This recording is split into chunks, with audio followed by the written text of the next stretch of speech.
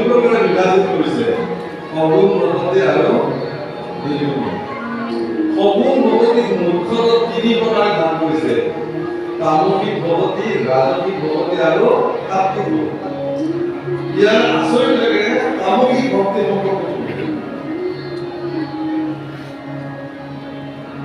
পৰমানিকেৰ পুথি মনতো সংকল্প কৰে, দম্ভ মমত্বৰ